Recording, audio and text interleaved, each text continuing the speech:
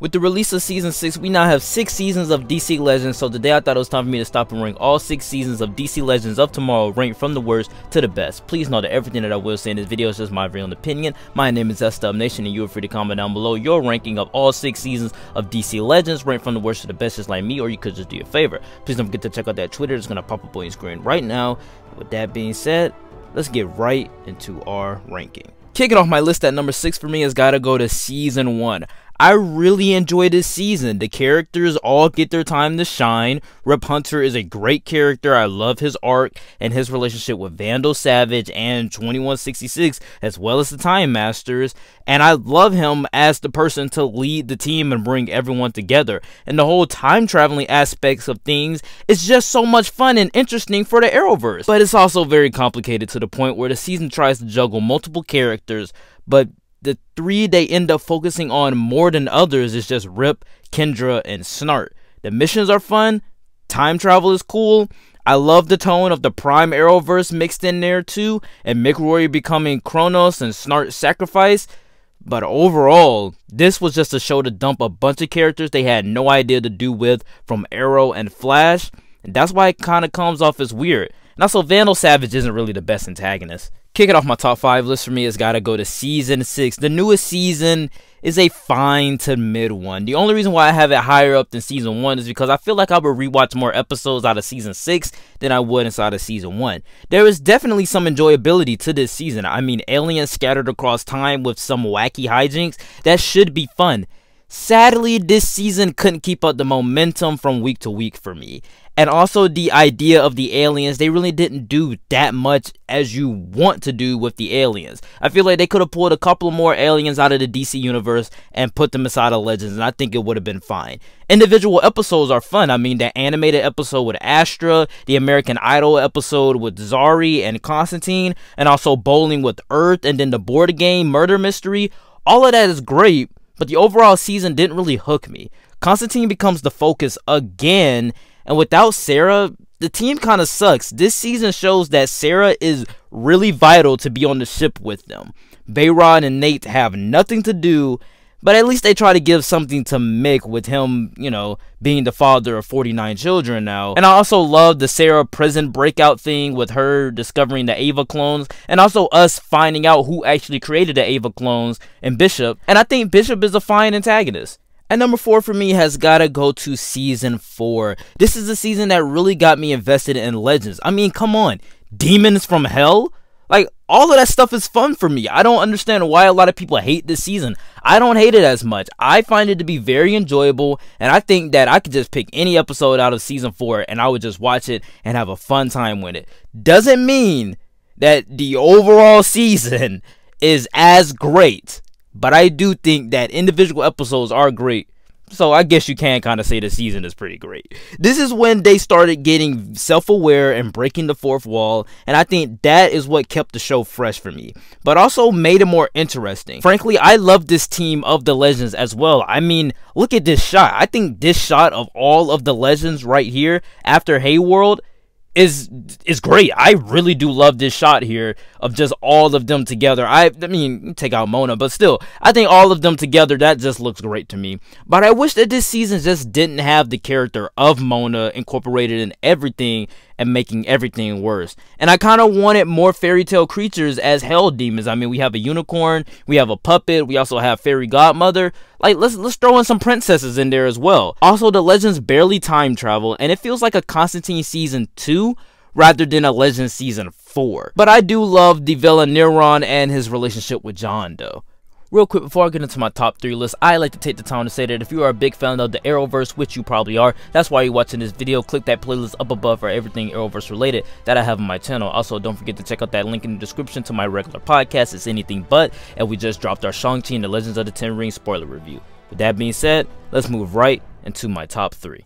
Kicking off my top 3 list for me has got to go to Season 5. This is the season that has the most fun, irreverent, and self-aware episodes. This and Season 4 has the least to do with time travel, but the team just seems like they're a fun group. I mean, yeah, you kind of wish you want some more time travel, but come on, we get to fight a hell-spawned Marie Antoinette and a Hellspawn Genghis Khan that has a demon sword. And then we also get to fight Rasputin, and then we get to blow him up from the insides. We visit Hell a couple of times. This season is pretty cool. I mean, maybe it's just my weird obsession with the concept of hell inside of these shows, but I just think that once they put Constantine inside of the show, they opened up their world to new possibilities, and these encores are no different. We finally get to give Mick an arc, you know, with everything and his daughter. And the biggest positive of this season is Charlie being a Fate and her sisters. They are really scary characters and some really scary villains, mainly because they are essentially gods. So when we get into those last couple of episodes of the season, it's some really scary stuff to me. There is this anticipation of what the Fates will do because of their powers. On the bad side though, Ray Palmer's exit wasn't handled the best, and also Sarah's powers didn't really need to be a big plot point. But if I'm talking week to week after Crisis, I thought this was the most fun Arrowverse season of 2020. My runner-up at number 2 has got to go to Season 2. Alright. People have persuaded me, people in the comment section of that last ranking from last year, always said that, hey, I have Season 2 way too low.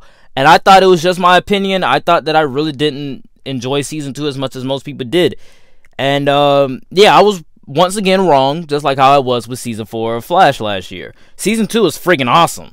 Like, the team learning how to master time and time travel, the idea of aberrations, and also how the timeline is shifted because of Flashpoint, but also because what the Legends did.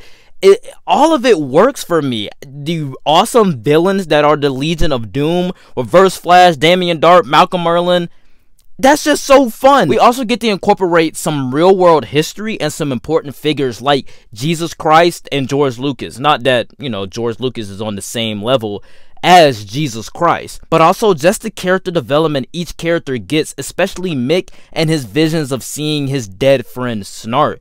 New characters are introduced like Amaya and Nate, but they also have something to do with the narrative of the story. Amaya has a connection to the JSA, and Nate knows a lot about history, so he is able to figure out and realize what part of history is changed because he knows so much about that. So we get characters that are important to the story and the narrative of the season. Also, Rip Hunter being evil, I said last year that I really didn't like that.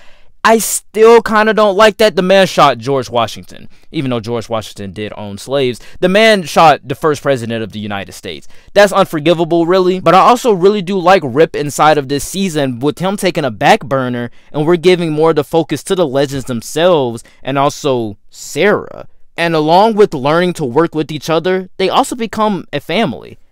But coming in at my number 1 for me has got to go to Season 3. Probably the most fun and funny season of the series. The team just seems to be having a blast here. The Time Bureau is such an interesting concept, and I love seeing Rip Hunter in full Time Master mode. And also to the point where he sacrifices himself in the end for his team, even though he betrays them a couple times throughout the season, which I didn't really like that much. But we also get introduced to some new characters, but also we incorporate the old characters, so then we have a mix of all of them, so the team and also the show expands and the characters evolve a lot more. This is when the show changed gears for the better, where they incorporated a little bit more comedy and wacky hijinks throughout the time missions, because now historical figures are coming into our world, which is so much fun. And I think it was the best thing for the show, with the Legends having improved themselves after 2 seasons, that they're not screw-ups to the Time Bureau, but also to the world and the entirety of the Arrowverse. It's actually a great character development arc for all of them, for the team in general. We also get to see Constantine inside of the season. He's a little sprinkle in there, not too much like he is inside of Season 4. And also the Crisis on Earth X crossover has consequences for his characters as well as the show going forward. Malice and Damien Darhk are some of the best villains inside of Legends, because Damien Darhk is just so hilarious in this season. And Malice is a demon from hell. You guys know my weird obsession with hell inside of this show. Season 3 of Legends mixes in some fun villains, some fun characters, some funny moments, some new storylines and stakes, but also has the time travel and the new format of more comedy and more hijinks during time missions. I think that this is prime DC Legends for me.